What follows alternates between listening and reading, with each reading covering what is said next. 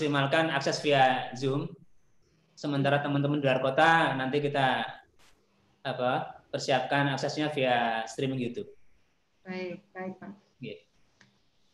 Kalau yang di Zoom ini ada 18 yang sudah persiapkan aksesnya via streaming YouTube. Gimana, Dok? Sudah tayang. Sudah, Dok? Sudah tayang ini. Kalau yang di Zoom ini ada 18 yang sudah persiapkan aksesnya via streaming YouTube. Gimana, Dok? Sudah ada?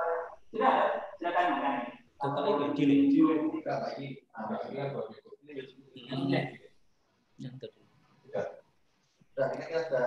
Sudah, ini sudah di-on-kan semua, online semua ini, di Zoom maupun streamingnya. Terus teman-teman berarti ini dibuka masih? Sudah, langsung sama admin, Mas.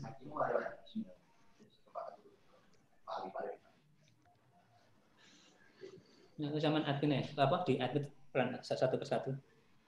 Cek mulai muncul sementara.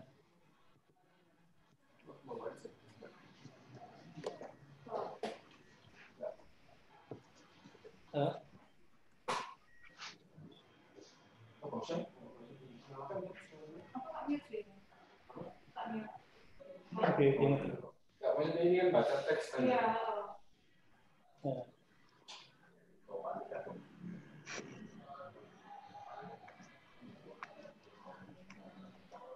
Sama admin semua, Mas ya, teman-teman ya. Ini teman-teman sudah mulai masuk ini satu persatu. Ada Pak Ali masuk. Ya. Kemudian sambil nunggu teman-teman semua bergabung.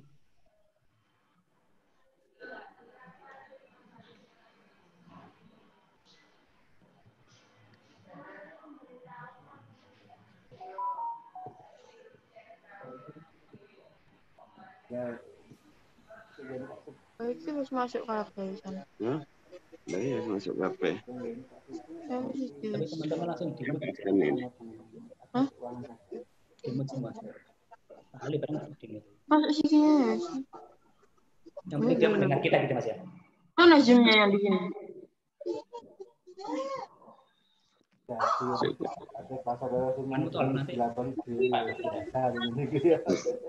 Nah, ya itu background malah on. Tapi apa? Enggak apa di mati. Mute dulu semua, nanti tadi dimulai yang dokter yang di-unmute. Oke, pengurus sama dokter.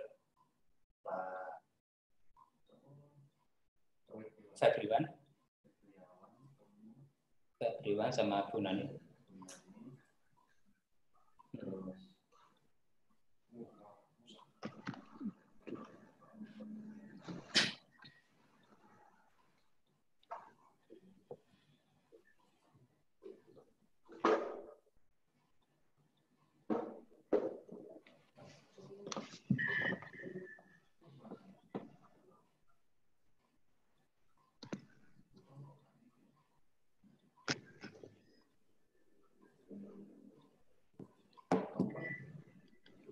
Gimana? Dokter Musa saman saman menyelan. Sudah ada saya.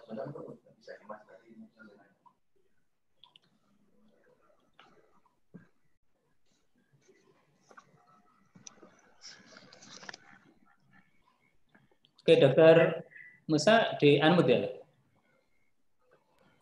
Oh ya sudah.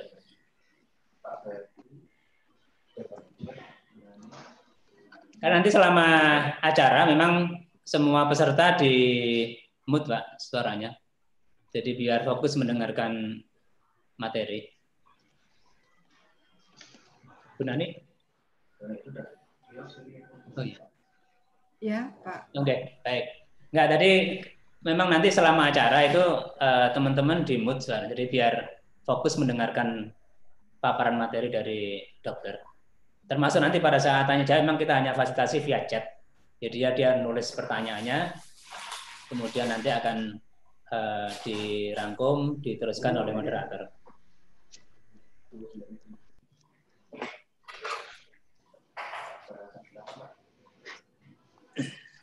Terus bergabung berapa? 27, 30.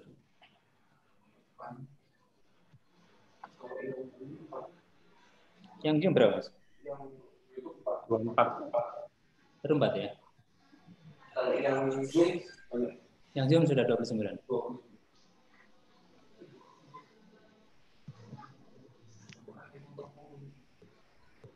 Oke, setiap masuk itu Mas, langsung di mute Mas ya? Itu, enggak otomatis, enggak itu, dua itu. Bawa. Nah itu.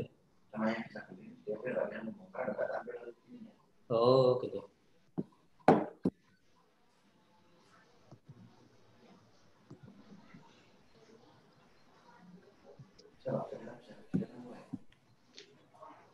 Gimana? Kita mulai, Dokter, Pak Febri, Pak Gunani. Ya, boleh. Ya, monggo. Silakan Pak. Ya, ini sampai.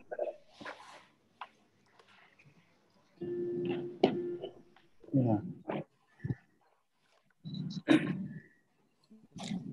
Pak Krungu.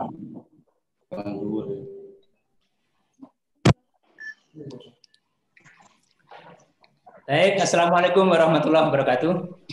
Waalaikumsalam. Waalaikumsalam warahmatullahi wabarakatuh. Semangat pagi, salam bahagia buat seluruh rekan-rekan, karyawan, karyawati, Koperasi Warga Semenggesik, dimanapun berada. Alhamdulillah, pagi ini mengawali hari Rabu, 29 Juli 2020, kita menyelenggarakan kegiatan yang sangat spesial, yang barangkali mungkin pertama kita laksanakan, ya ini kegiatan knowledge sharing virtual. Barangkali mungkin kita bisa berkumpul seluruh pegawai seluruh Indonesia ini mungkin ya lewat virtual ya, karena kalau secara fisik bertemu kelihatannya udah nggak mungkin lagi. Jadi kita memanfaatkan media virtual ini untuk membangun komunikasi dan menyampaikan sejumlah informasi yang penting buat perusahaan ke depan. Bapak Ibu sekalian, kegiatan knowledge sharing ini nanti ke depan akan menjadi kegiatan yang berkelanjutan, yang diharapkan bisa menjadi media komunikasi sekaligus sharing berbagai hal, berbagai persoalan, berbagai isu yang penting untuk diketahui dan disampaikan perusahaan kepada karyawan. Dan di knowledge sharing perdana kali ini, tema yang telah kita tetapkan, dan insya Allah teman-teman seluruh pegawai sudah tahu karena sudah kita share kemarin, temanya adalah, apalagi kalau bukan soal COVID-19 ya, jadi temanya yang kita buat adalah pencegahan dan penanganan COVID-19 di tempat kerja. Kita pahami bersama bahwa 5 bulan terakhir sejak Presiden mengumumkan penyebaran COVID-19 secara resmi ada di Indonesia tanggal 2 Maret yang lalu, penyebaran COVID-19 ini sedemikian dahsyat di negara kita. Bahkan kalau saya baca kemarin, per 28 Juli saja sudah 100.000 lebih yang terpapar virus COVID-19, melebihi dari jumlah penderita di negara asalnya di Cina. Tentu ini hal yang sangat memprihatinkan, dan kita semua, tak terkecuali KWSG, perlu melakukan langkah-langkah yang cepat, langkah-langkah preventif yang efektif, untuk memastikan sekurang-kurangnya seluruh keluarga besar KWSG terhindar dari potensi penularan COVID ini. Untuk itu selama 1 jam ke depan, kita nanti akan diskusi tentang COVID-19 ini. Nah, sebelum dimulai, barangkali saya perlu menyapa dulu beberapa tamu istimewa yang hadir. Untuk itu kami sapa. Assalamualaikum Pak Febriwan, Sekretaris Pengurus. Waalaikumsalam warahmatullahi wabarakatuh. Kami sapa juga Bu Nani Indriani, Bendahara Pengurus. Assalamualaikum Bu. Waalaikumsalam warahmatullahi wabarakatuh. Kemudian tentu tamu istimewa kita, Dr. Musa Gufron. Assalamualaikum Dokter. Waalaikumsalam. Siap Dokter ya? Alhamdulillah. Alhamdulillah. Dan saya sapa seluruh karyawan, teman-teman karyawan karyawati KWSG dimanapun berada. Jadi untuk acara hari ini nanti semua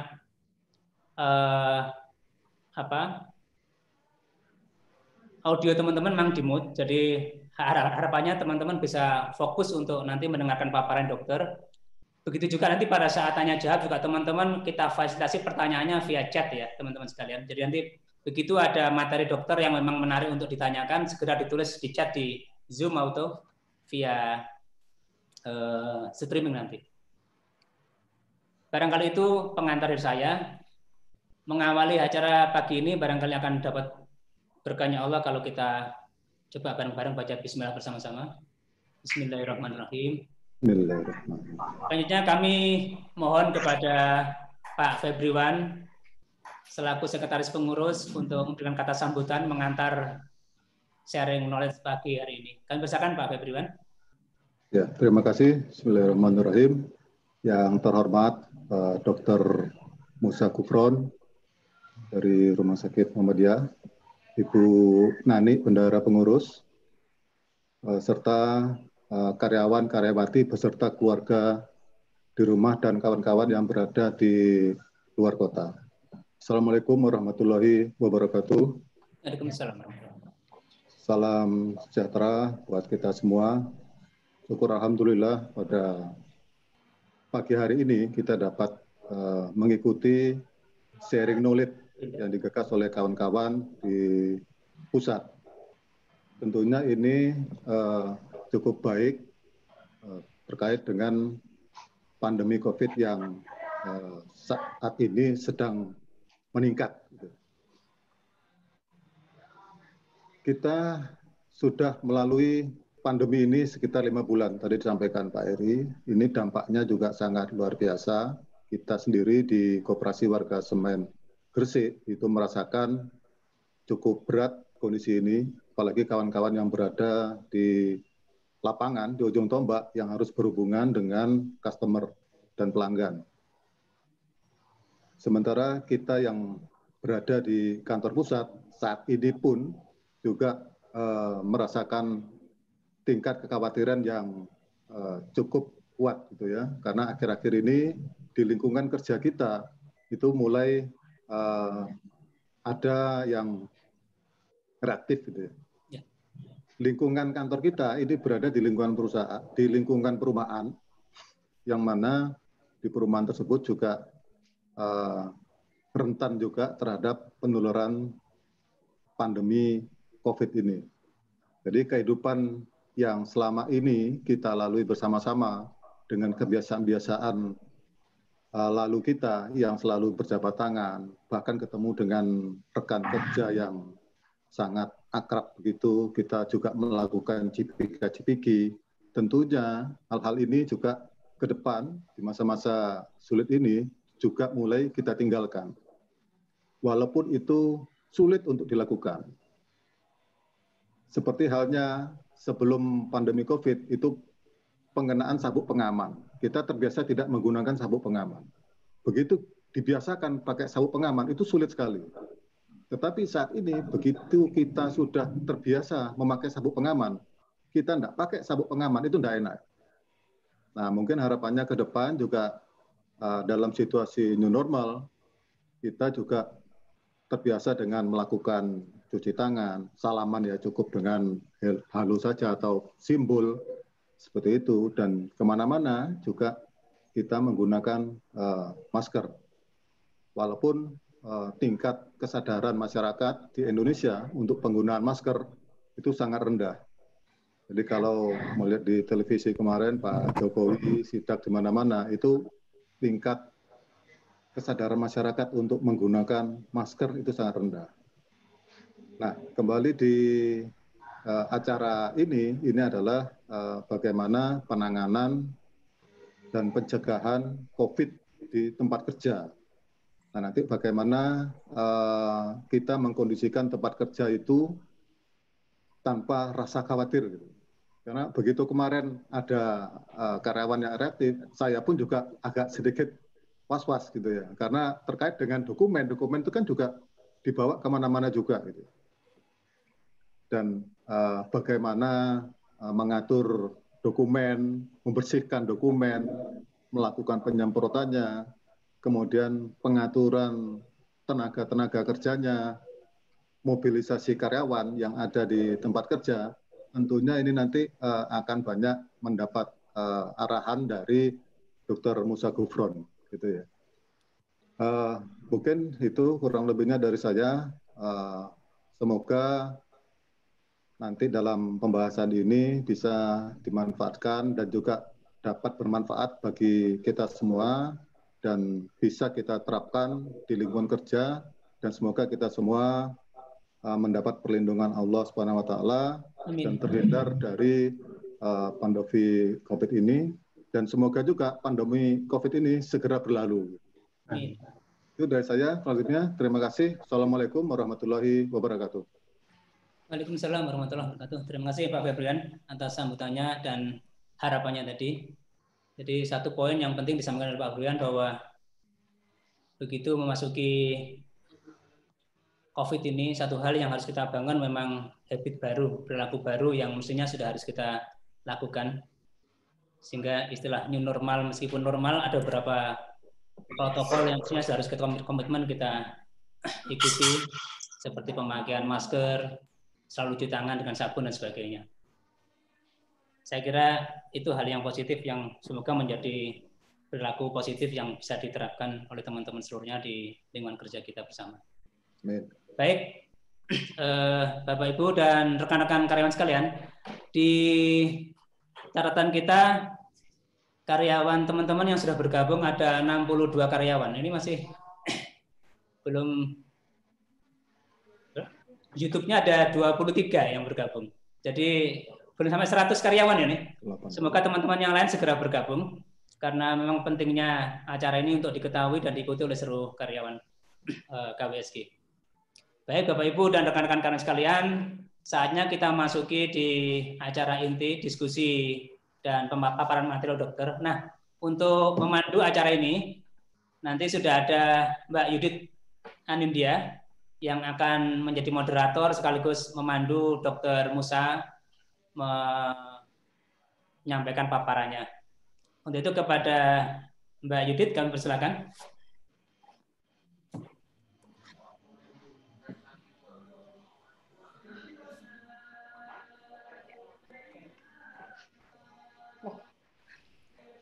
Baik, terima kasih Bapak Badrus. Assalamualaikum. Selamat pagi rekan-rekan semuanya. Saya ucapkan juga selamat pagi kepada Bapak Febriwan selaku Sekretaris Pengurus Koperasi Warga Semen Gresik dan juga Ibu Nani Indriani selaku Bendahara Pengurus Koperasi Warga Semen Gresik yang pada pagi hari ini berkenan hadir untuk mengikuti acara sharing knowledge, pencegahan dan juga penanganan COVID-19 di tempat kerja. Ini supaya kita tuh berada di tempat kerja itu dengan kondisi yang kondusif, sehat, dan yang pasti nggak curiga satu sama lain ya, gitu kan? Karena seperti yang kita tahu juga tadi sudah diceritakan sedikit oleh Pak Badrus bahwa ada beberapa dari rekan-rekan kita yang tes rapidnya itu reaktif, dan kita doakan juga semoga tes lanjutannya itu hasilnya negatif, jadi kita bisa ngantor di sini bersama-sama dengan aktivitas seperti biasa. Amin. Baik, pada pagi hari ini seperti yang sudah tertera di pamflet yang sudah dibagikan kemarin bahwa hari ini kita akan berdiskusi dan juga bertukar informasi dengan ahlinya, dengan pakarnya ya. Di sini kita sudah kedatangan Dr. Musa Gufron MMR. Selamat pagi, Pak Dr. Musa. Pagi. Ya, saya boleh introduce sedikit ya mengenai Dr. Musa ini. Nama lengkapnya adalah Dr. Musa Gufron MMR. Beliau lahir di Surabaya pada tanggal 19 Maret tahun 1974. Untuk alamatnya ada di Gria Benowo Q15 di Surabaya. Dan untuk prakteknya ya dok ya, di Rumah Sakit Muhammadiyah Gresik sebagai K3 dan juga manajemen risiko, dan juga mengajar di Fakultas Kedokteran Universitas Muhammadiyah Surabaya sebagai dosen mata kuliah Ilmu Kesehatan Masyarakat dan Kedokteran Pencegahan. Nah, Dr. Musa, saya mau ngobrol sebentar nih sebelum kita menuju ke materi. Oke, siap. Apakah di lingkungan kerja dokter sendiri sudah ada pencegahan yang dilakukan agar kan tenaga kesehatan ya, garda depan pastinya ya, dan penuh resiko juga. Nanti mungkin bisa diceritakan sedikit ya ke teman-teman, jadi biar diimplementasikan juga di kantor kami dan juga mungkin kantor-kantor lainnya seperti itu. Nah, kalau yang langkah-langkah basicnya sendiri sudah ada yang dilakukan belum, Dok? Iya, memang ketika COVID ini masuk di Indonesia, ya kita harus segera melakukan langkah-langkah. Karena seperti kita tahu bahwa COVID ini penyebarannya lewat manusia. Manusia juga pergi kemana-mana, jadi pasti penyebarannya akan cepat. Maka rumah sakit juga perlu mempersiapkan diri. Sehingga di manajemen risiko segera melakukan tindakan dan mengantisipasi. Sebenarnya di layanan kesehatan itu di upaya pencegahan, upaya keselamatan kerja itu kita mencontoh diri. Kita di kesehatan itu lebih ketinggalan, tetapi ya kita berupaya. Ya, ketika pandemi masuk ke Indonesia, wah kita juga kalang kabut nih. Gimana mengedukasi karyawan itu juga sulit banget. Ya, karena katanya golden age-nya tuh udah lewat gitu ya, Dok ya. Sempat ada artikel gitu. Oke, mungkin nanti bisa dijelaskan lebih lanjut ya, Dok ya.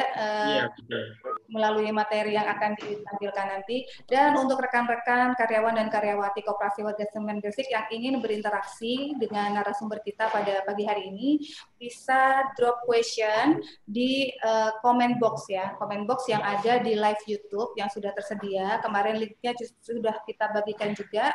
Jadi mohon pertanyaannya disampaikan lewat chat, nanti akan kami bacakan agar lebih tertib dan lebih efisien ya. Jadi waktunya nggak molor nanti. Begitu ya rekan-rekan ya.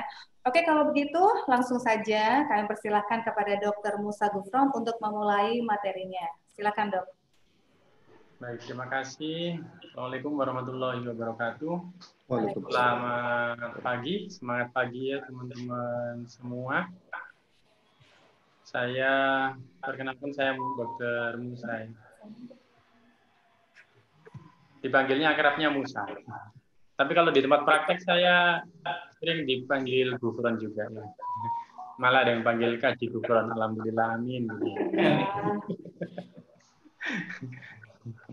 Yang saya hormati Pak Februan dan Bu Nani. Salam kenal, selamat pagi. Baik, kita santai aja ya ngobrol tentang COVID ini. Ini materinya nanti ada beberapa yang saya skip, saya ambil yang penting-penting aja. Saya fokus memang karena ini industri sama juga seperti kami ya, suatu unit usaha, maka kita fokus ke pencegahannya, jangan sampai terjadi di tempat kerja kita. Memang pandemi ini sungguh mendadak ya. Mendadak, beda dengan yang lainnya ya.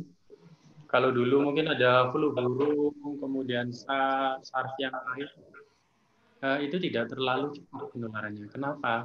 Karena penularannya bukan antar manusia. Nah, itu bedanya. Ya. Sehingga begitu cepatnya sampai masyarakat pun simpang siur pengetahuannya. Jangankan masyarakat, di dunia kedokteran pun sendiri itu, waduh, masih belum ada yang bisa memastikan seperti apa sih virus ini. Nah, maka kalau ada gini-gini ini, wah ini juga jadi curhatan-curhatan kita semua di kalangan kesehatan. Tapi itu ya nggak masalah. Seharusnya tidak boleh membuat kita kendor ya, kendor memberikan layanan ke masyarakat.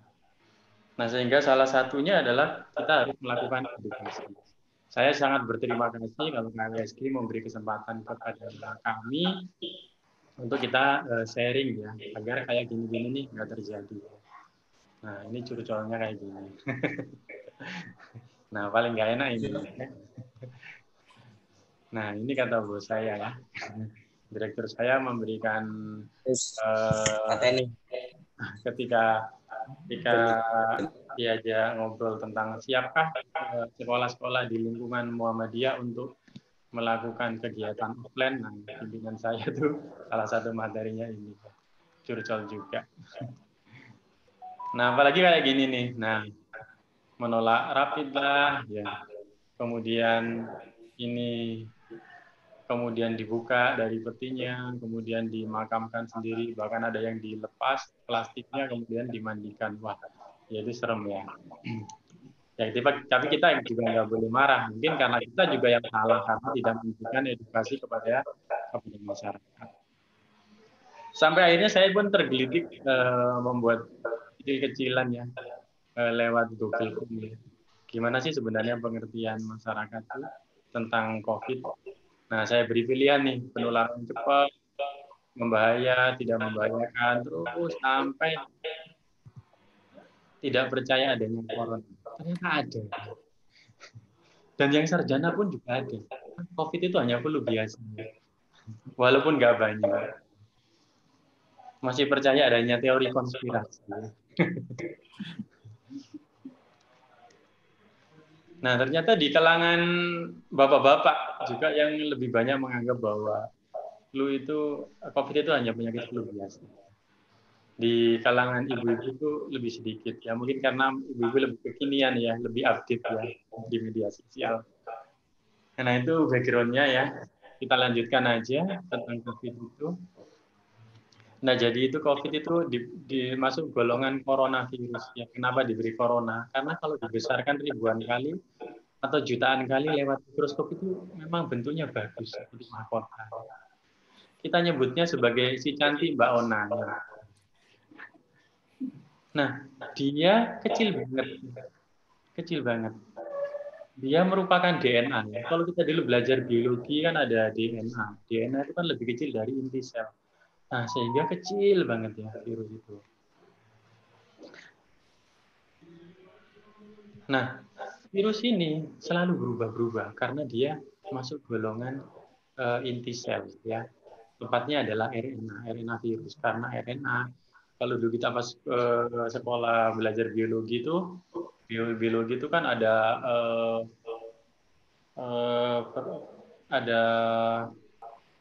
replikasi protein gitu-gitu ya, yang ada gambar-gambar DNA gitu ya, kalau masih ingat ya, atau bolos. Nah, di situ ada RNA. RNA itu selalu berubah. Nah, sehingga virus ini juga berubah-ubah. Ya. Ada tipe virus, tipe golongan besar di dunia, golongan A, B, dan C. Nah, disinyalir yang masuk di kita itu adalah yang golongan C. Itu sekilas. Tapi intinya adalah virus ini sangat menular. Kenapa? Karena penularannya antar manusia. Kalau dulu flu burung itu dari unggas, dari ayam, dari bulu ayam, kemudian menular ke kita. Nah, supaya nggak menular gimana? Ayam yang terinfeksi kita bakar atau kita kubur. Kemudian kalau infeksinya antar manusia, manusia yang terinfeksi terus kita bakar, nggak bisa kan? Kita obati. Nah, sehingga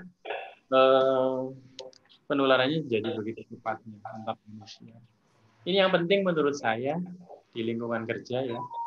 Ini juga belum bisa dipastikan, tetapi dari beberapa pengamatan di dunia kedokteran ada beberapa bahan yang bisa kita pelajari. Sebenarnya virus ini bertahan berapa lama sih di benda mati ya. Memang virus ini bisa bertahan lamanya adalah di jaringan tubuh manusia ya. Dan masuknya adalah lewat selaput lendir. Selaput lendir itu ada di mana?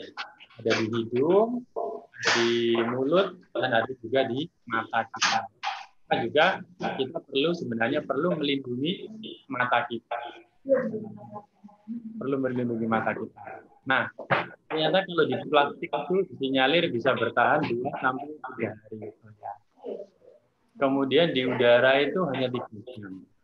Kemudian di tembaga 4 jam, aluminium 2-8 jam, di sarung tangan sekitar 8 jam, di kardus, karton, kertas 24 jam, kalau di besi, di baja, ya, yang bisa berkarat itu 2-3 hari. Di kayu, nah kayu itu mempunyai pori-pori yang banyak. Jadi virus itu bisa bertahan 4 hari. Di kaca juga 4 hari. Di kertas Nah, artinya bahwa kita kalau mengamati suatu benda, misalkan kita nih menerima kiriman barang, ya, menerima kiriman barang, terus kita tidak melakukan desinfeksi, tidak kita semprot pakai alkohol, maka kita harus biarkan barang itu dulu selama minimal 4 hari supaya kalau ada virusnya, mudah-mudahan virusnya bisa mati. Jadi minimal harus lebih dari 4 hari kalau kita tidak melakukan desinfeksi. Nah, ini lagi yang penting adalah bagaimana virus ini menular. Ya, banyak teori mengatakan, ya saya bilang teori karena belum bisa dipastikan, menularnya melalui droplet. Ya, kalau kita berbicara pasti ada cairan atau uap air yang terlontar dari mulut kita. Nah, berapa panjang sih terlontarnya? 1 meter, bisa 2 meter. Kalau kita batuk, kalau kita bersin, wah tentunya pasti terlontarnya lebih lama. Jadi intinya bisa penularannya melalui droplet, bisa juga melalui aerosol atau melalui airborne. Nah, dari mana saja? Nah, dan saya tadi katakan dari selaput lendir, bisa dari mata, ya. Kemudian dari benda-benda, dari urin, dari tinja kita itu bisa. Ya. Kemudian dari kalau kita berbicara, kemudian di belakang kita ada sesuatu yang melontarkan virus itu. Nah, melontarnya bisa lebih jauh. Ya. Intinya ini adalah, jadi penularannya bisa melalui droplet, bisa melalui tangan kita, karena tangan kita itu bisa nyampe mana-mana ya, tangan kita menyentuh benda, menyentuh meja, menyentuh barang, kemudian menyentuh selaput lendir kita, menyentuh mata kita, menyentuh hidung kita, menyentuh mulut kita. Mulai sekarang atau mulai kemarin seharusnya kita sudah berusaha belajar agar kita tidak terlalu sering menyentuh mata kita, hidung kita, mulut kita. Nah, walaupun terasa gatel hidung kita ya. Kalau kita mau menyentuh hidung kita, tentunya kita harus cuci tangan dulu atau kita melakukan desinfeksi dengan memakai hand sanitizer. 3 ini ya. Bisa droplet langsung ketika kita berbicara dengan lawan bicara kita tanpa menggunakan masker. Kemudian tangan kita menyentuh selaput lendir kita, mata, hidung, mulut, atau dari benda-benda yang kita sentuh. Nah, bayangkan kalau kita bicara, itu bisa ada yang mengamati bisa sekitar 1 meter. 1 meter. Kalau kita berbicara secara biasa. Tetapi kalau kita batuk atau kita bergurau, tertawa, terbahak-bahak, atau justru bersin, nah itu bisa sampai 2 meter ya. Uap air kita ya, yang kita pancarkan ya. Bahasa Jawanya abape awak dhewe bisa nyemprot sampai 2 meter. Nah, itu sebabnya menjaga jarak itu harus lebih dari 2 meter. Nah, kalau virus itu mendarat di hidung kita, di mata kita, atau di mulut kita ya, terutama di mulut dan hidung kita, maka virus ini akan segera masuk melalui selaput lendir, bisa nyampe mana-mana. Ya. Itu sebabnya kadang ada orang yang gejalanya berupa stroke. Kemudian ternyata di foto ronsen, loh, ternyata pneumonia. Nah, pneumonia itu adalah salah satu, pneumonia adalah gambaran dari infeksi COVID. Ada lagi yang pingsan, loh ternyata COVID. Ya. Jadi gejalanya tidak hanya batuk pilek. Nah, ini yang membuat kita sulit ya. Dan kita sering salah persepsi di masyarakat ya. Jadi COVID itu tidak hanya batuk dan pilek. Malah orang COVID itu jarang yang pilek ternyata sekarang ya. Kebanyakan batuk ya. Ada yang hanya meriang, tiap hari meriang, seminggu, 2 minggu nggak sembuh-sembuh. Pasien-pasien kami itu banyak yang gejalanya seperti ini. Ya. Jadi gejalanya meriang, nggak sembuh-sembuh, sudah nggak ada gejala apa-apa. Kemudian ada yang gejalanya panas, sakit kepala, ada. Ya. Teman saya ada yang gejalanya hanya gangguan penciuman. Dia tidak enak makan. Kenapa? Karena ternyata dia rasa-rasa berhari-hari loh, saya itu tidak bisa mencium baru aroma sate kambing. Loh, pantesan aku nggak enak makan. Nggak bisa mencium aroma gulai. Loh, pantesan aku nggak enak makan. Ya. Ternyata di rapid test positif, kemudian di swab positif. Ya sudah, gejalanya itu aja, hanya gangguan penciuman. Ya. Ada juga yang cuma nyeri tenggorokan. Ya. Nah, gejala-gejala yang lain, karena COVID ini bisa nyampe mana-mana, bisa nyampe liver, bisa nyampe otak. Nah, maka gejala-gejalanya bisa nyampe mana-mana. Tetapi memang yang bisa kita temukan lebih dini adalah kalau gejalanya ada di paru-paru, tenggorokan, dan hidung. Yang ada gejala di saluran nafas. Tetapi sekali lagi, COVID itu ternyata sekarang gejalanya tidak hanya di saluran nafas. Nah, serem ya, takut sama. Nah, hati-hati orang-orang yang kita istilahkan dengan komorbid. Ya. Orang-orang yang perokok berat, yang sudah punya penyakit jantung, punya darah tinggi, sakit ginjal, diabetes, obesitas, ya, kegemukan. Apalagi yang menderita penyakit HIV. Nah, itu sangat mudah menjadi parah kalau dia terkena penyakit COVID. Nah, ini supaya kita semua mengerti. Jadi, kenapa sih kita tawarkan? Ya, kita tawarkan, medical check up itu kalau kita yang paling hemat pakai pemeriksaan darah rutin dulu, Pak. Ya, kenapa? Karena disinyalir dari penelitian-penelitian sebelumnya sejak Desember bahwa orang yang menderita COVID itu, yang terinfeksi COVID itu, limfositnya mengalami penurunan. Ya. Jadi kalau bapak-bapak, ibu-ibu yang sudah melakukan pemeriksaan darah lengkap, ya, murah kan darah lengkap itu, mungkin ya 50.000, 80.000. Nanti bapak-bapak, ibu-ibu cari yang namanya limfosit. Limfositnya ada berapa? Kalau limfositnya di bawah 1.500, itu adalah salah satu gejala pertanda kemungkinan terinfeksi COVID. Apakah bisa dipastikan? Ya belum tentu. Nah, sisanya di sini. Karena ada beberapa penyakit lain yang membuat kita limfositnya kurang dari 1.500. Tetapi ini adalah salah satu upaya screening, ya, screening yang murah. Bahwa kalau limfositnya kurang dari 1.500, hati-hati, ada kemungkinan terinfeksi COVID.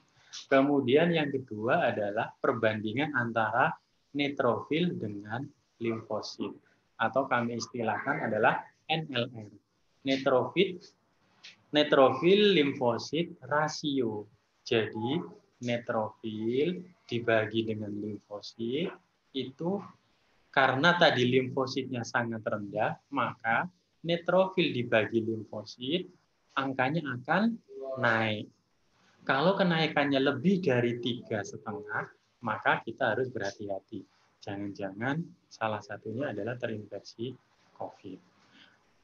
Atau ada yang menyampaikan dari hasil penelitian, kalau di atas 5, itu lebih condong, hampir pasti orang itu terinfeksi COVID.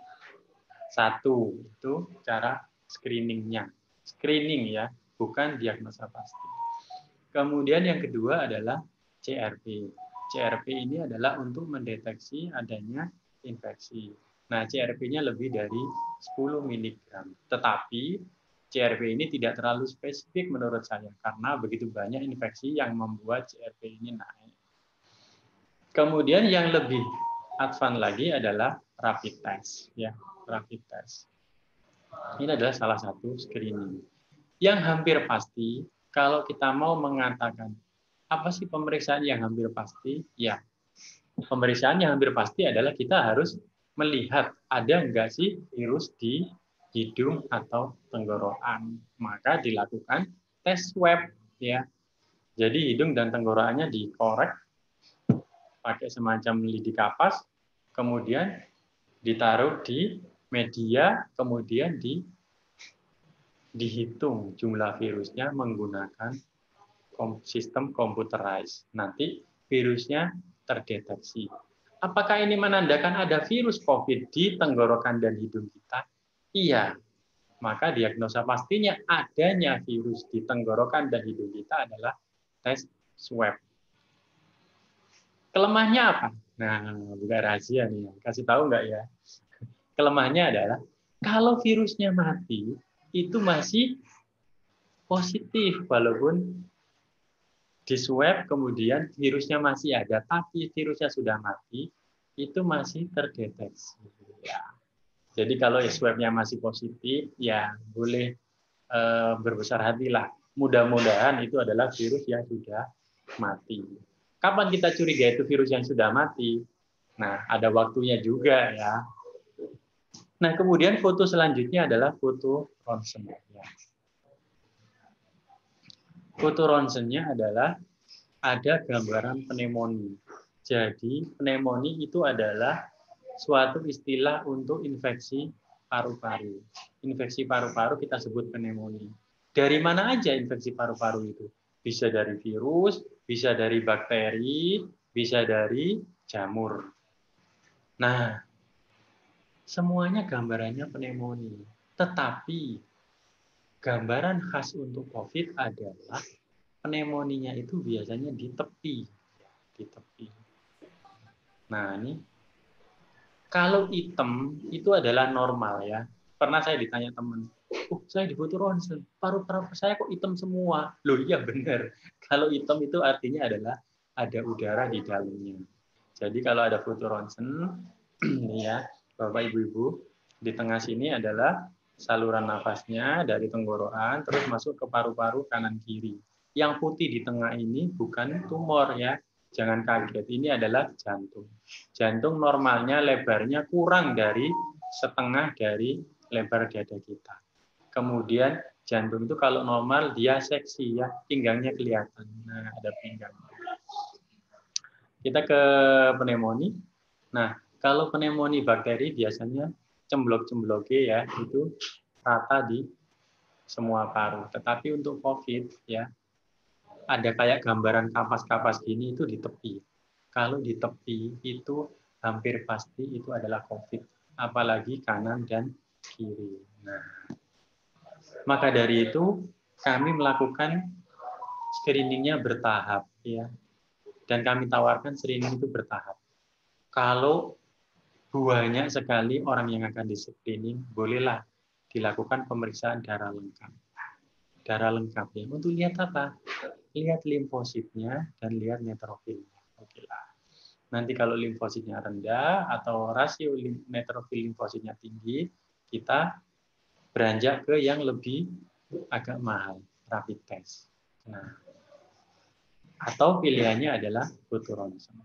Tapi kelemahannya foto ronsen ini bisa saja COVID-nya tidak menyerang ke paru-paru, bisa hanya menyerang otak, bisa hanya menyerang tenggorokan, bisa hanya menyerang hidung, sehingga foto ronsennya bisa saja normal.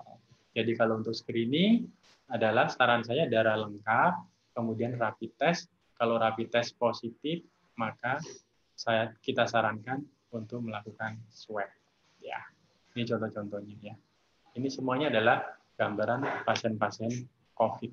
Ya, ini kotor ya. Kotor kanan kiri, kanan kiri, kanan kiri, kanan kiri, kanan kiri, ya, kanan kiri, ya.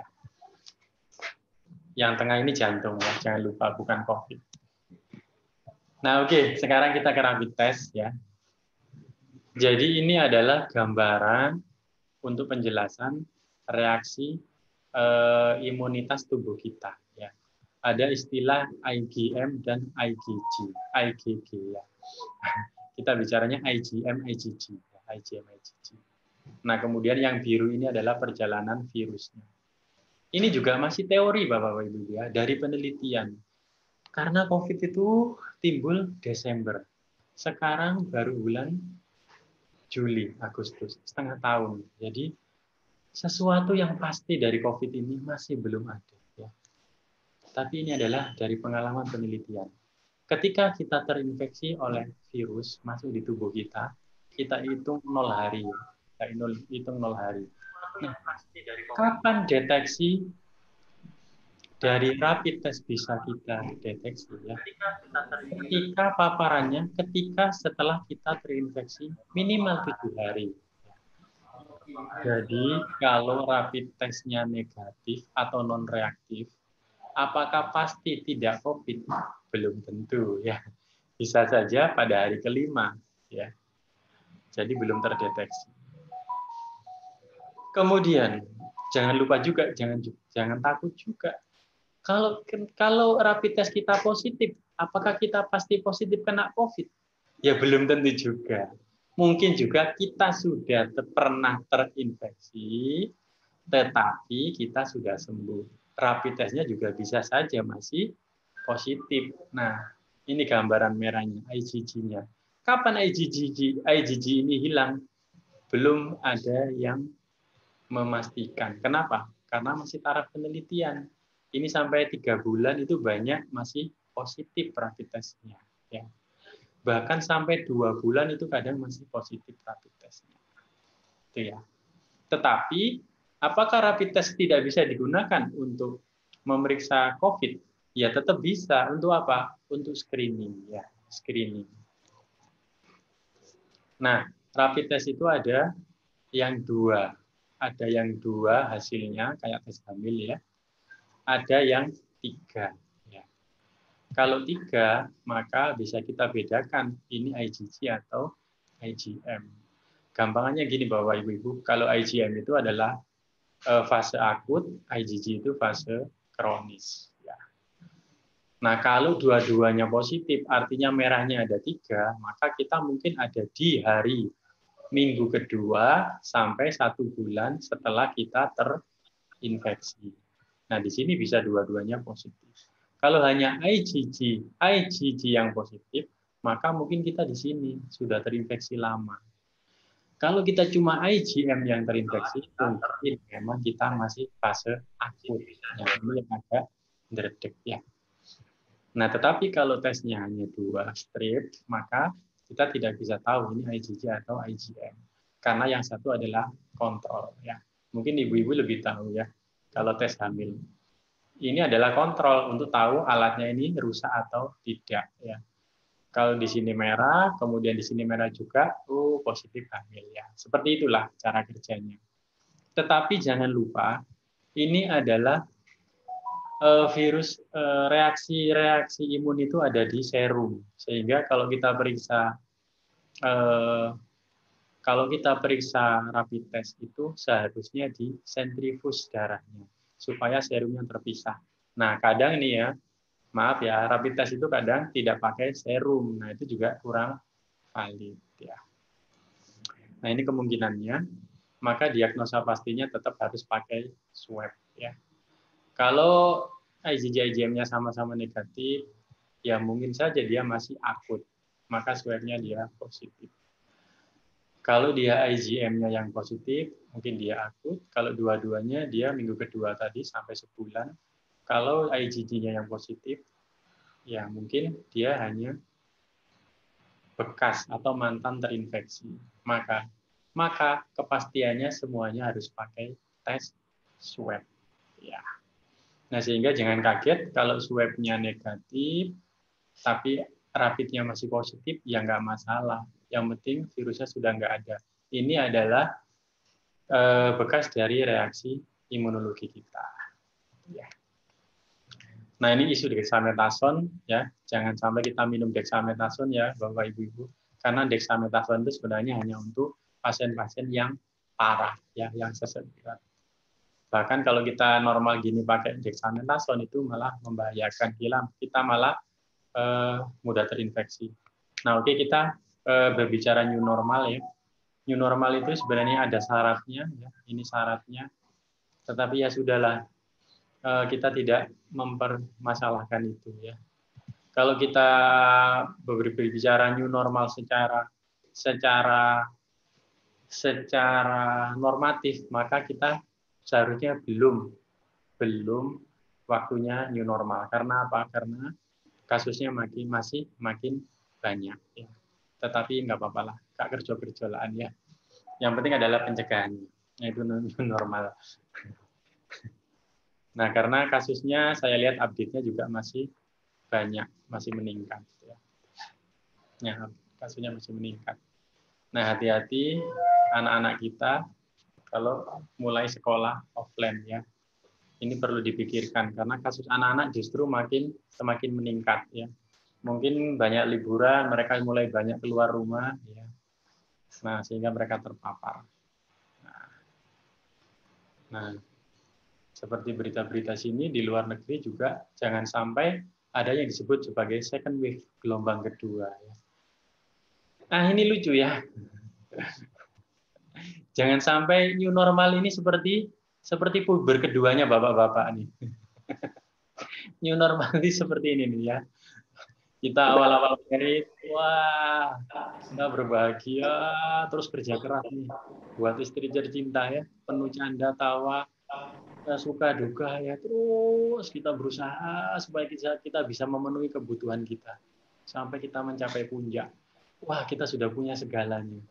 Kita sudah punya segalanya, kita mau ngapain lagi ya? Nah, jangan kaget, ya enggak apa-apa lah, syukur, alhamdulillah. Nah, jangan sampai ketika kita sudah mencapai puncak, kita sudah punya segalanya, Bapak itu ngelirik wanita lain. Ada gelombang kedua, jatuh cinta lagi. Wah, ini bahaya ini. Bisa jadi neraka di rumah, bisa ribut. Kapan kita bisa mencapai new normal lagi ya? Seperti itu. Kalau bapak-bapak mungkin suka ya, ada new normal puber kedua ya. Tapi ibu-ibu nggak suka deh pasti. Nah, anggaplah kita sudah new normal ya, atau new reality lah kita bilang. Nah, hati-hati ya. Di kampung-kampung, di Surabaya ada kampung, tetapi mereka berkumpul ya. Berkumpul, nggak pakai masker. Sama kayak gini nih, hati-hati, maaf ya. Kalau bapak-bapak ibu-ibu ada di sini, jangan tersinggung. Nah, ini niatnya bagus ya, cek suhu. Tapi lihat, banyak yang nggak pakai masker, kemudian mereka berkumpul. Nah, ini resiko penularan ya. Kayak gini nih, tempat cuci tangannya banyak, tempat wudhunya banyak, tetapi nggak pakai masker, kemudian berdekat-dekatan. Ini juga berbahaya. Ya. Nah, ini contoh yang bagus. Oke, ya. Nah, tapi lihat nih, mereka mengaji, kemudian maskernya dibuka. Ya, jangan ya. Om saya itu sering ceramah ya. Kemudian beliau kalau ceramah, kemudian rapid testnya positif. Terus saya tanya, kalau ceramah maskernya dibuka? Iya, nggak enak ya. Lah itu mic-nya bekasnya siapa? Terus tak takut-takutin biar kapok ya om saya ya. Nah, tetap kalau berbicara harus tetap pakai masker. Kecuali tidak ada orang. Contoh saya di sini, tidak ada orang di sini, maka saya lepas masker. Oke. Tapi kalau ada orang lain di sekitar saya, maka saya akan segera pakai masker. Jangan-jangan kita bisa menularin atau tertular. Nah, antri ini bagus ya. Antrinya harus jaga jarak, tetapi harus tetap pakai masker ya. Nah, kita harus mulai disiplin seperti ini nih antri ya. Saya pernah antri ATM jauh-jauhan, malah diserobot ya. Aduh, susah ya. Nah, di pasar ya juga hati-hati. Tetap pakai masker, tetap jaga jarak. Nah, kayak gini nih. Ya niatnya bagus nih, sehat ya. Ini di perumahan saya diajak, enggak sudah pakai sepedaan, terus dilepas maskernya, terus pakai foto. Yeay, kita pakai yel-yel ya, nyemprot semua, bagus. Ya saya doakan aja semoga tidak ada yang positif, amin gitu ya. Kalau ada salah satu positif, yeay, ke sini nih ada angin ke sini. Untung kita doyan ke sini, weh, enak seger. Nah, kayak gini nih, wih, gitu ya, rame-rame, nyemprot semua ya. Apalagi di sini, wah, senyum-senyum, makan-makan, guyon-guyon, wah, ke makanan, kemudian ke sebelah. Nah, hati-hati. Ini adalah berangkatnya pakai sepedanya, pakai masker. Tetapi ketika makan, ketika foto, maskernya dibuka. Nah, itu kuncinya. Kenapa COVID kita masih tinggi? Ya.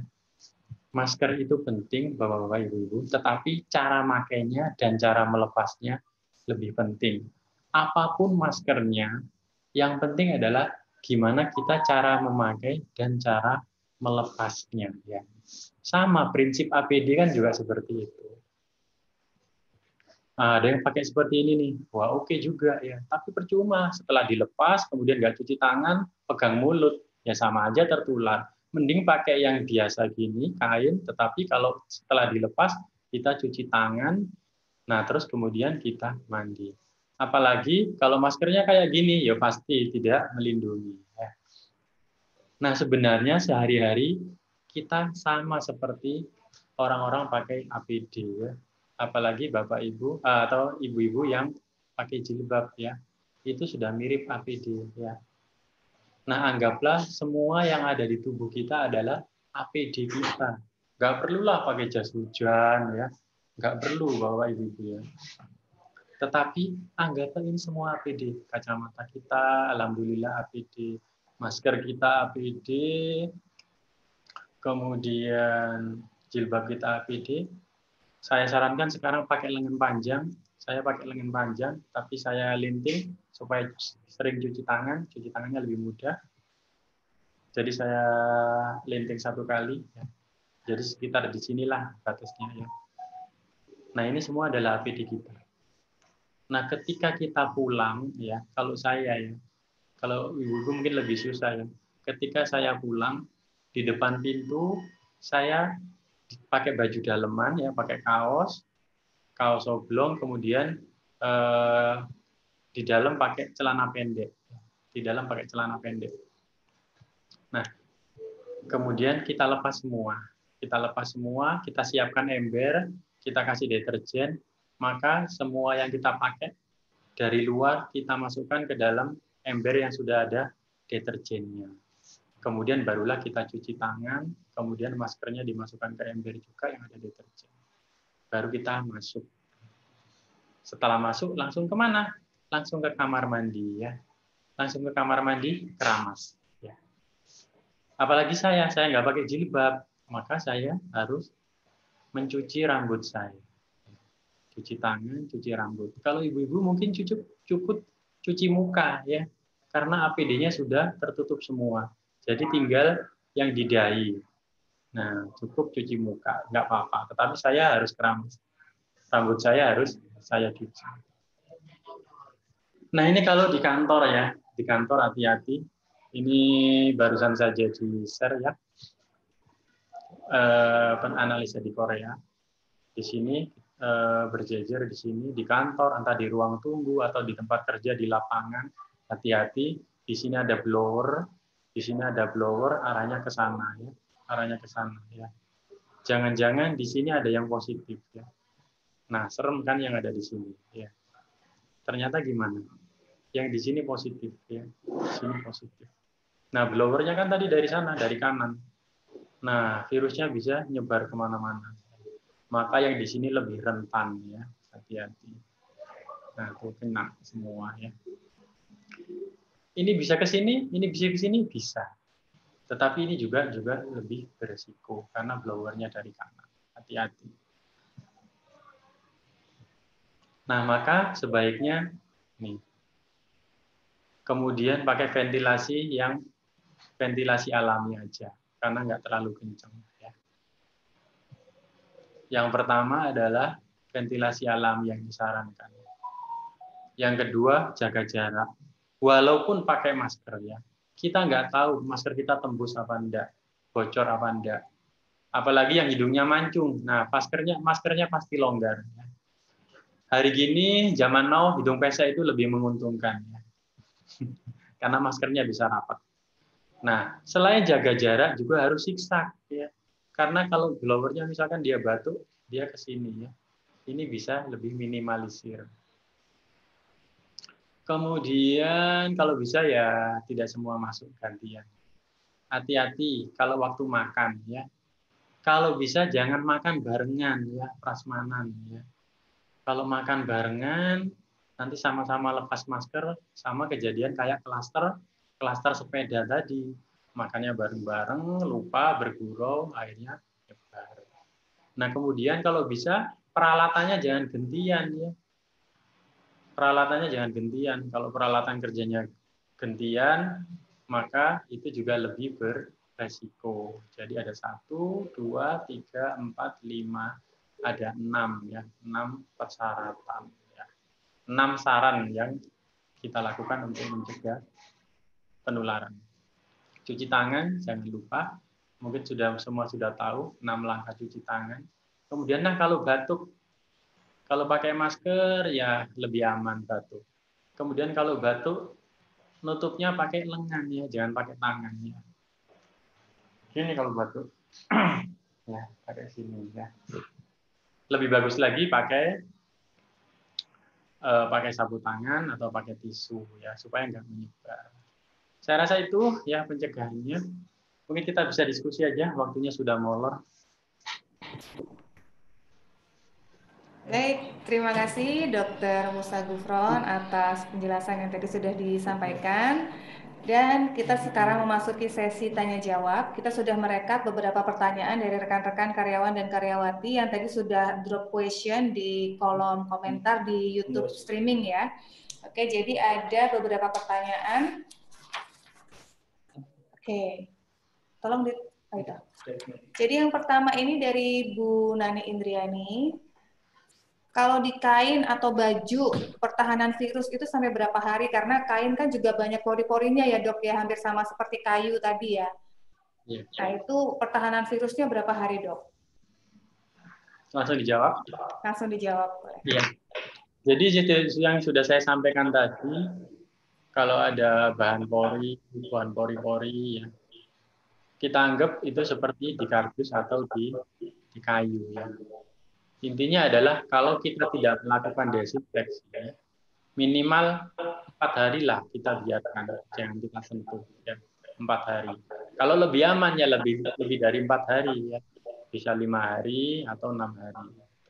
Oke, makanya kalau langsung dicuci gitu ya dok ya? Ya, tapi kalau aman lagi, virus ini sebenarnya lemah ya, sebenarnya lemah. Cuma dengan alkohol dia mati, cuma dengan yodium dia mati. Cuma dengan sabun pun dia mati. Oh, sabun juga mati ya? Iya, kalau makanya ya kita cuci tangan pakai sabun aja, nggak usah susah-susah pakai alkohol ya. Ya. Jadi begitu dicuci, insya Allah sudah mati. Itu kalau di baju atau kain. Ya, pokoknya di benda berpori kurang lebih 4 hari ya dok ya? Iya. Oke. Baik, pertanyaan berikutnya. Coba di-show lagi.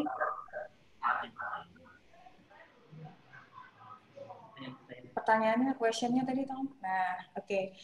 Jadi ini pertanyaan dari Bapak Nur Hisyam dari Brebes. Untuk seseorang yang sudah dinyatakan positif corona, apakah pada waktu dirawat di rumah sakit atau di karantina selama 14 hari itu juga diberi obat atau multivitamin, dok? Dan bagaimana cara penanganannya yang benar?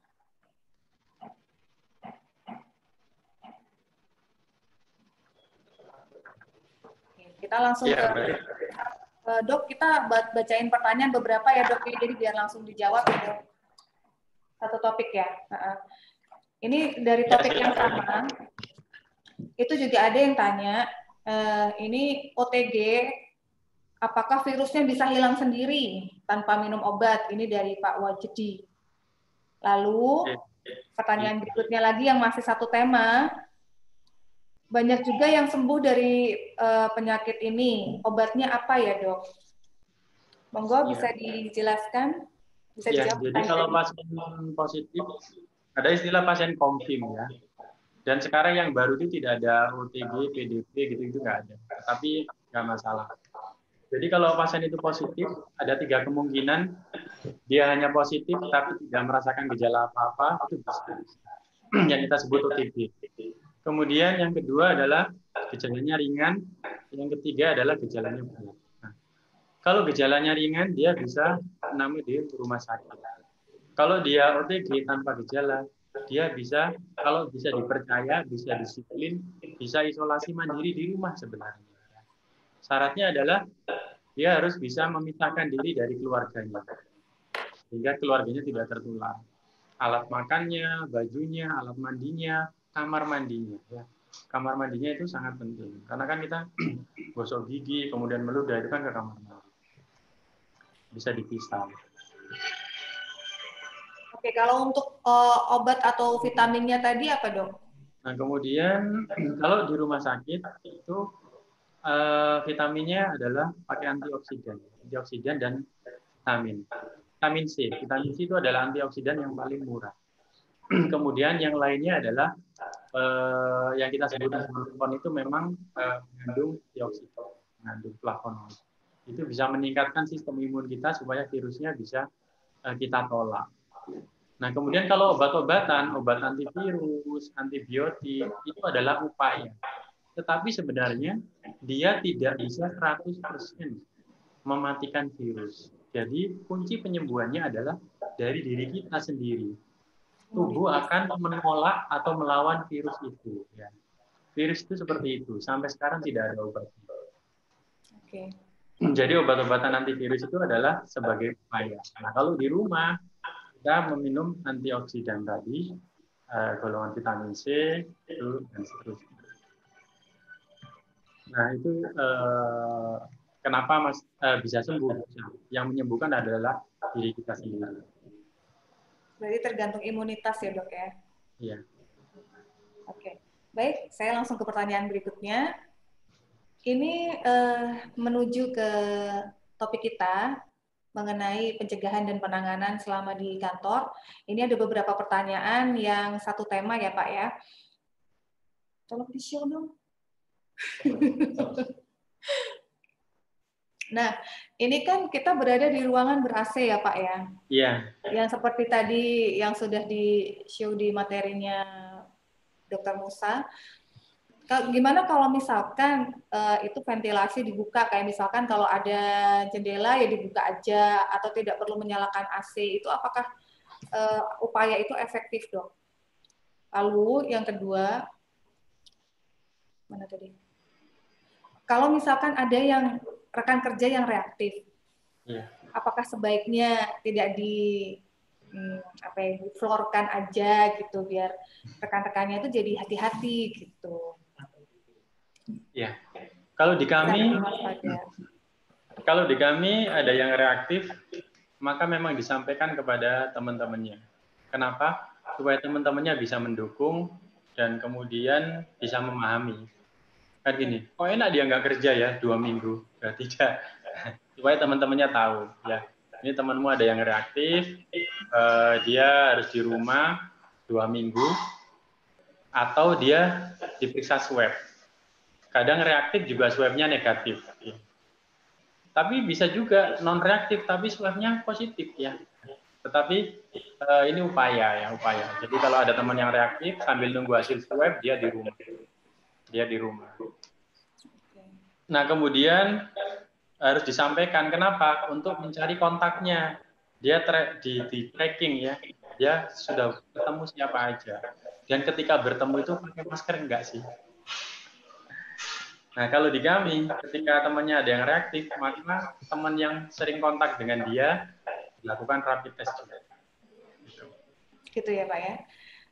Baik, ada pertanyaan lagi. Ini mengenai kayaknya new normal nih, Pak ya. Jadi kalau misalkan harus naik kendaraan stasiun untuk perjalanan keluar kota, berapa jumlah maksimal penumpang? Nah, intinya adalah menjaga jarak, itu kuncinya. Nah, maka banyak yang bilang menjaga jarak itu adalah 50% kapasitas. Tetapi selain menjaga jarak, menurut saya, masker adalah yang terpenting. Masker itu terpenting. Maskernya harus rapat ya, jangan sampai bocor. Kemudian yang kedua adalah cuci tangan. Apapun, kalau kita mau menyentuh hidung, mata, dan mulut kita harus cuci tangan dulu. Nah, kalau di perjalanan, ya pakai hand sanitizer. Nah, kalau bisa ketika di perjalanan, memang kita nggak makan atau minum. Karena kalau kita makan atau minum, ya kita buka masker kita dong. Nah, kalau kita terpaksa makan atau minum, makan atau minumnya jangan berbarengan. Ya. Yang satu masih pakai masker, satunya makan. Ntar satunya tutup, satunya baru buka. Dok, ini ada pertanyaan menarik nih, Dok. Ya. apakah yang sudah pernah terkena COVID bisa tertular lagi? Ini pertanyaan dari Bapak Hasan. Ya, ini pertanyaan bagus ya. Jadi ini bukan kayak cacar air ya. Kalau udah kena nggak mungkin kena. Tapi kalau COVID ini, kalau sudah kena, dia tetap bisa kena lagi. Ya, itu yang penting. Wow. Dia tetap bisa kena lagi. Jadi tetap harus berhati-hati, menjaga diri. Oke. Nah, berikutnya ini ada pertanyaan lagi dari Bapak Dedika. Masker kain sebaiknya digunakan sampai berapa jam? Dan jika kita hanya membawa satu masker kain pada waktu kerja, tipsnya apa, Dok? Ya, masker kain itu memang sebenarnya tidak ada batasannya ya. Dipakai berapa lama. Tetapi intinya seperti ini. Kalau kita di K3 ya, semuanya terkait dengan risiko pemaparan. Terkait dengan risiko pemaparan. Kalau kita pakai masker, tapi kita paparannya rendah, artinya kita jaga jarak di ruangan itu jaraknya jauh-jauh banget. Ya kita pakai masker 6 jam nggak masalah. Ya. Pakai masker 6 jam nggak masalah. Minimal selama kita kerja kita pakai 2 lah. Satunya buat cadangan. Contohnya seperti ini. Kalau saya ya misalkan. Resiko kerja saya di mana? Kalau saya masuk UGD, masuk poliklinik, masuk ruang perawatan COVID. Ketika saya masuk UGD atau saya menemui orang banyak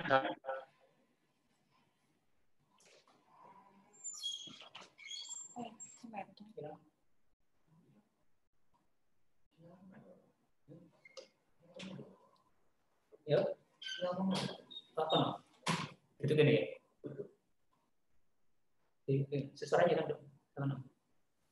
Dok, maaf suaranya hilang, terputus. Dokter Musa bisa dengar suara saya?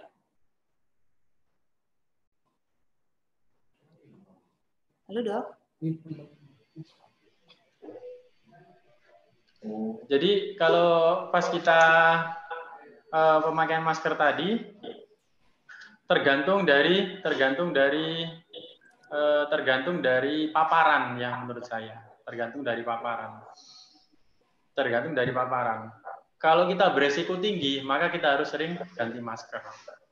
Okay. Tetapi kalau resiko kita sedikit, misalkan saya hanya di ruangan kantor ini, tidak ada orang lain, mungkin saya pakai masker itu ya cukup sampai pulang satu itu aja. Yeah. Tetapi kalau saya ternyata dari poliklinik, saya dari UGD, maka saya harus ganti masker.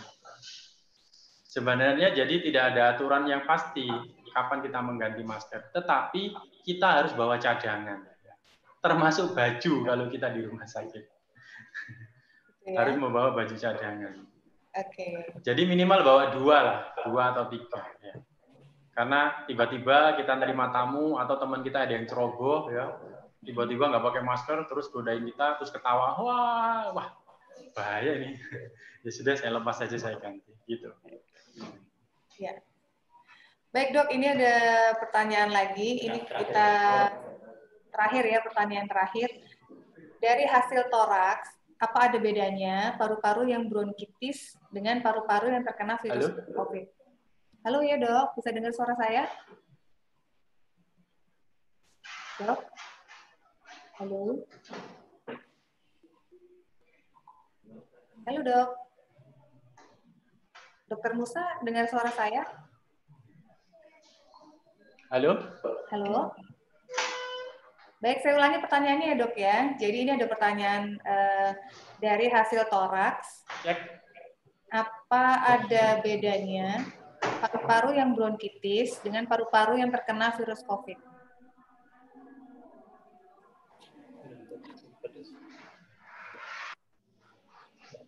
Dokter Musa. Dokter Musa.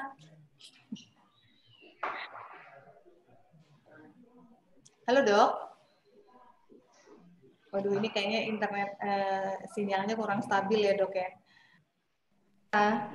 Dia di chat aja Mbak Yudit, dokternya di chat aja. Oh iya Bu. Apa tolong chatin dong dokternya.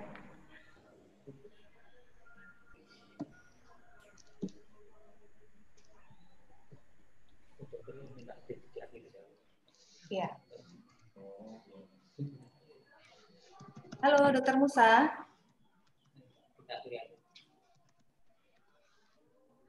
Halo?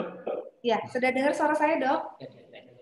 Di chatnya ada yang tanya hasil torak ya? Iya, betul. Jadi kalau bronkitis itu gambarannya tidak seperti COVID. Kalau COVID itu tadi kan ada gambaran kayak kapas ya, itu di kanan dan kiri. Kalau bronkitis itu hanya gambaran garis-garis, jadi beda. Baik. Baik, Dokter Musa Gufron, terima kasih atas jawabannya dari diskusi kita pada pagi hari ini. Kita sudah berada di pertanyaan terakhir. Mungkin ada tips untuk karyawan dan karyawati KWSG yang untuk bisa bekerja di kondisi yang nyaman, yang apa ya, yang mungkin tidak terkena paparan dari luar atau mungkin dari virus-virus lain. Ada tips nggak, Dok?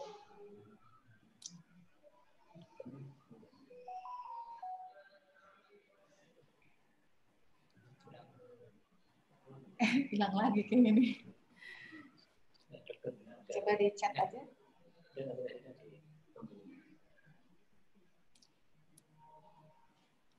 Halo, Dok.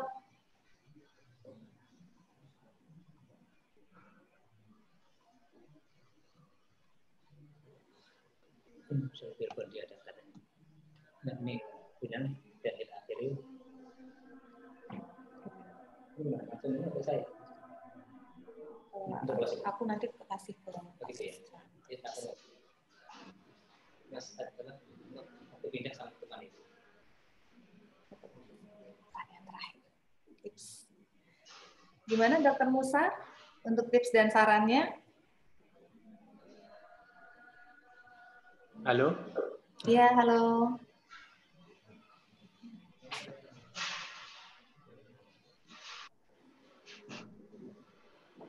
Ya.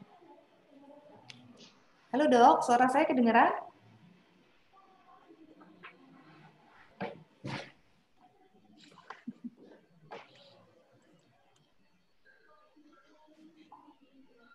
Ya, di-cut aja ya. Baik, rekan-rekan karyawan dan karyawati KWSG, sepertinya sinyal dari narasumber kita. Halo? Suara saya nggak masuk? Masuk suaranya, Dok. Halo? Ya, halo. Di info aja, Pak. Baik, sekali lagi rekan-rekan karyawan dan karyawati Koperasi Warga Semen Gresik, sepertinya koneksi internet dari narasumber kami ya kurang bagus. Jadi mungkin kita akhiri untuk diskusi kali ini. Terima kasih banyak sekali lagi kepada Dr. Musa Gufron MMR dari Rumah Sakit Muhammadiyah Gresik atas waktunya dan ilmunya yang telah diberikan. Dan untuk itu kami kembalikan lagi acara ini ke pembawa acara. Terima kasih.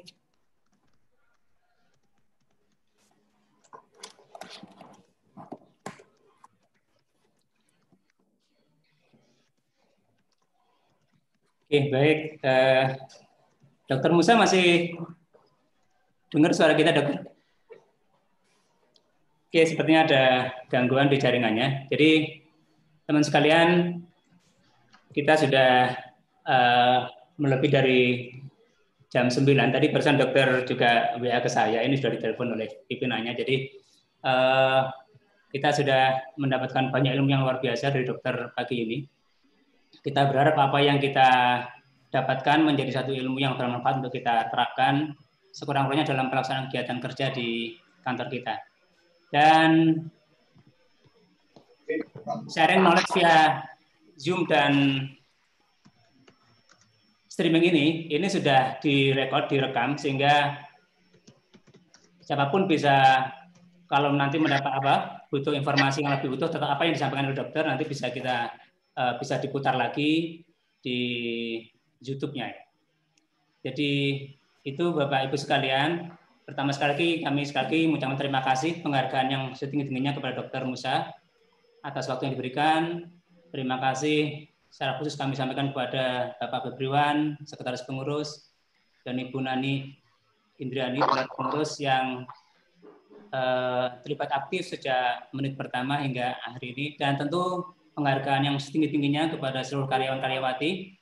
Kita akan bertemu di sesi knowledge sharing di materi-materi atau tema-tema berikutnya. Kita akhiri, kurang punya mohon maaf. Saya akhiri, wassalamualaikum warahmatullahi wabarakatuh. Waalaikumsalam warahmatullahi wabarakatuh. Betul. Ya. Waalaikumsalam warahmatullahi wabarakatuh.